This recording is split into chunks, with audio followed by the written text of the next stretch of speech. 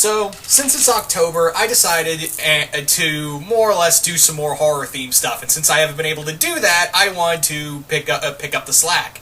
Mostly that being, basically, yeah, I want to do some Halloween stuff, and I figured, you know what, I want to do a comic re-review of a Batman comic I reviewed once. I haven't really touched on it in a while, but I figured since it's Halloween, why the fuck not? And that story in question is none other than Batman Haunted Knight. Now, for those who are unaware, Batman Haunted Knight is basically a series of stories that were written by Jeff Loeb, and the artwork was done by Tim Sale. Don't worry, this is good Loeb, for the most part. I'll get into that in a moment. But yeah, the comic is more like I said, it's a series of one-shot comics that are collected into one trade, because, yeah, this was a time when we already had a lot of reprints of Batman the Long Halloween, and, we had Haunted Knight as part of that. So, yeah, this was a collection of Loeb and Sale collaboration comics. They were just a series of one-shots, really. Now, the first comic centers around Scarecrow, the second being Mad Hatter, and the other one is, weirdly enough, not really centered, although you could say that Penguin is the only real villain, but it doesn't really focus on him. It's more of a Halloween version of A Christmas Carol. So yeah, before Lee Bermejo's Batman Noel, we had a Batman comic of a Halloween version of Christmas Carol. It's weird. Anyway, so let's kick things off with the first comic, which centers around basically Batman and Scarecrow. The story is that Scarecrow is out, and here's the weird thing I've always found, just strange about Scarecrow in the comic, especially in Loeb Sale comics, is that for some reason they have this weird obsession of having Jonathan Crane basically just say all these nursery rhymes and Mother Goose stories as his only lines. He doesn't really have anything else. But yeah, it's just basic. Every Halloween, Scarecrow just goes apeshit, and yeah, I would imagine Halloween in Gotham is not fun, especially if you have a guy whose whole motif is scaring people to death, literally. So I would imagine not being in Gotham in Halloween is just not fun, and they press that even harder in the Mad Hatter story, which I'll get into in a moment. But yeah, Batman is battling Scarecrow and chasing after him, but at the same time, he's been hit with fear toxins, and let's not forget that he's becoming infatuated with a woman at the same time, who's actually making him consider giving up being Batman, because he's so enthralled by this woman. But yeah, and it's kind of a nice little psychological horror story in some points, where we have Batman trying to fight off the fear toxin in his system, and he's kind of drifting in and out of a dream state, and, all these hallucinations that he's battling with, the possibility of a lover, and fighting Scarecrow, and fighting off the toxin in his system. It's a nice little collection of horror stories through and through, really. So I thought that was really cool. So, I think the Scarecrow story, I don't want to spoil where the story goes with the woman, but you can probably guess where it is if you've read the comic already. So let's move on to the next story revolving around Mad Hatter. And this one, even more so than the Scarecrow story, centers around more on Halloween and centers on why Gotham sucks at Halloween. I mean, Gotham's shitty, all year round. Let's not, this is Gotham City after all. But really, Gotham is at its worst on Halloween night, and yeah, that's when, everyone just hits the crazy button. And meanwhile, at the same time, Batman is chasing after Mad Hatter, who has been in a series of kidnappings. But the main story of this is focusing on a young Barbara Gordon, and her wanting to go out on Halloween, but Jim's like, no, God, no, you do not want to do that. So, of course, she does the teenage rebel girl thing and goes out and nearly gets raped.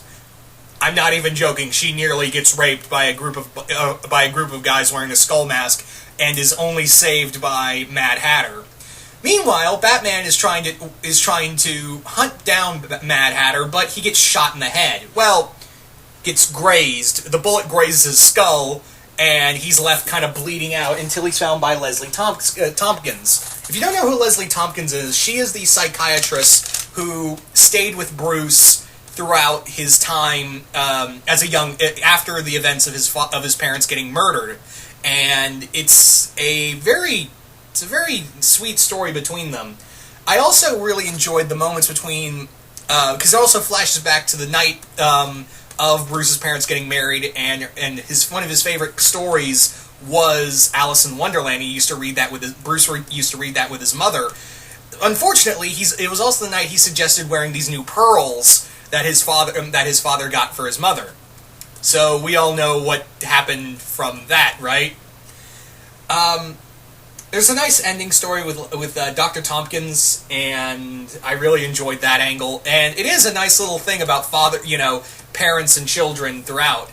And again, it really does solidify of Mad Hatter being the sick fuck we know him to be. I really enjoy. I think this is my favorite of the three. I honestly really dig. I really this. I actually, now that I think about it, because I had just said that the Scarecrow one's really good and it might be my favorite, but now that I think about it, I think the Mad Hatter story might actually be my favorite of the three, and the first one being really good as well. The third story, however, it's not terrible. Let me say that again, that none of these comics are really terrible, but the third one kind of throws me off for certain reasons. And like I said earlier, this comic is and sorry, I had to get some water. But yeah, like I said earlier in the review, the main thing with this is that this is a Halloween version of A Christmas Carol, and what it is that after Batman's kind of hallucinating again. I just kind of realized that all three of these deal with hallucinations, but this is more of a dream than anything else, more so than a hallucination. So you could probably chalk this one up to a dream, more or less. Anyway, I digress. The big thing with this is that after battling the Penguin, Batman has decided, the world needs Batman more than it needs Bruce Wayne, and then throughout the night, he is visited by three quote-unquote ghosts. But first he's visited by the ghost of his father, Thomas Wayne, posing as R. Jacob Marley, and in here, the three ghosts are Poison Ivy is the ghost of Christmas Past, Joker is the ghost of Christmas Present, yeah, wrap your head around that one, and himself as the ghost of Christmas Future, as a zombie-like Batman. And here's where I take problem with the story, because at the end of the story, on Halloween night, Batman decides, no, I'm not going to go out Halloween night. The worst night in Gotham, as he said in the previous story. I'm just going to stay here and, give candy out to trick-or-treaters.